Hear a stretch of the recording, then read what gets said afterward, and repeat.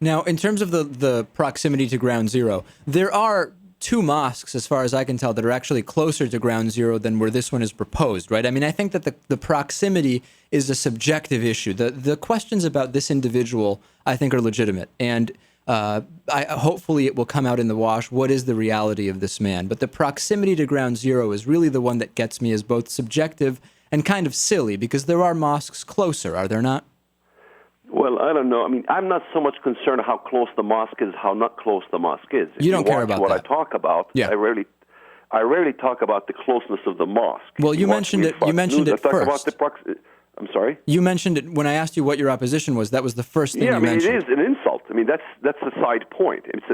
It is a blatant insult to many Americans, and it's hurt. I mean, imagine Japan wants to build a Japanese temple on Pearl Harbor.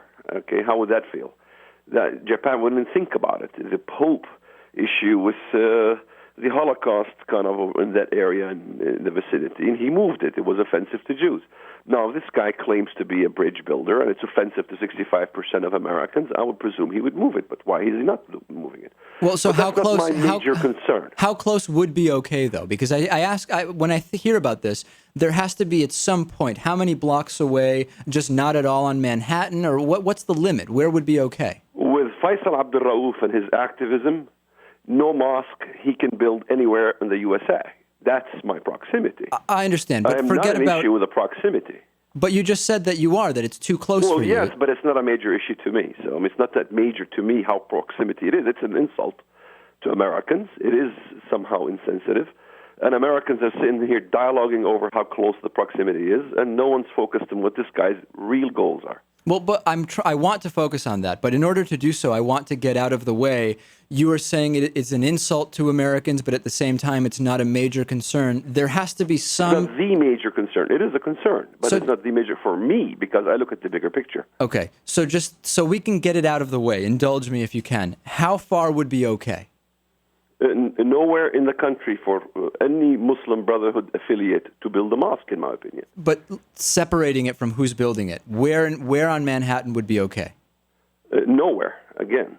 Regardless of who's building it, no new mosques should be built in Manhattan. No. Look, Muslims can worship 5 times a day in a mosque, whatever they want, okay, so long they're not politically, trying to conspire to change the facade of this country and to conspire to establish an Islamic state and begin to pressure American government to become Sharia compliant and to begin to change our laws like they did in Great Britain.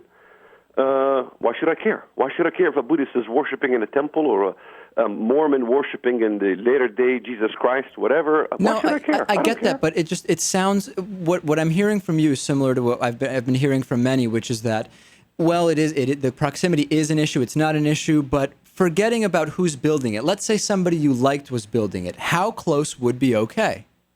That's a good question. If somebody who is from an Islamic background, if somebody from a Buddhist background who says, I want to build a Buddhist temple by Pearl Harbor, I'd say it's insensitive because this is America, and predominantly America is a Judeo-Christian culture.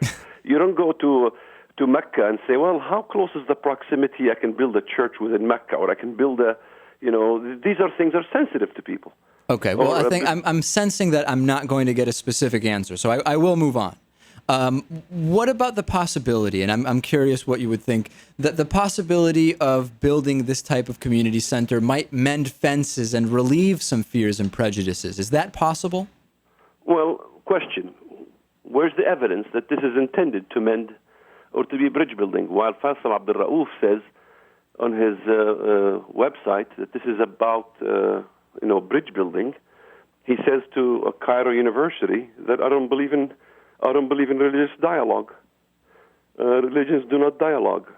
I understand the concerns specifically about Rauf, but are there circumstances where you could imagine that bringing a mosque where there is not currently one could serve that function? Is that possible, or are you just saying, listen, the building of mosques? The question is possible. building? If somebody like Zuhdi Jasser, who's a doctor, and I know him personally, and he's a moderate, and he is He's a Muslim and he wants to build a mosque. It doesn't bother me at all. Zahdi Jasser is a good man. I know him. I know his ethics. But again, he has less than 100 followers.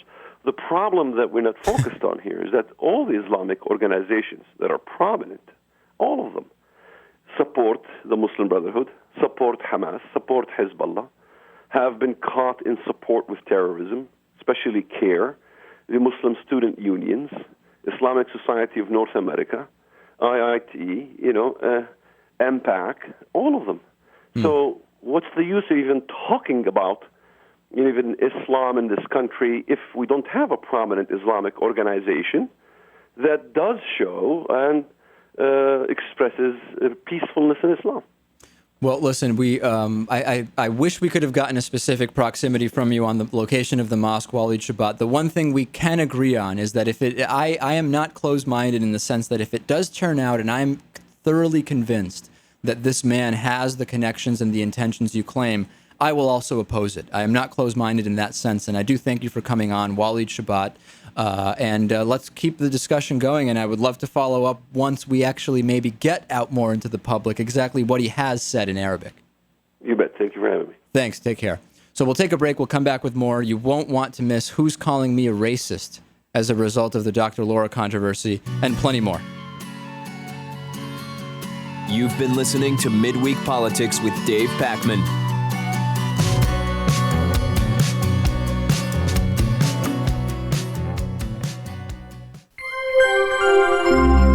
Midweek Politics is made possible in part by CSR Wire, the corporate social responsibility newswire at csrwire.com, by DIF Design, specializing in custom business websites at difdesign.com.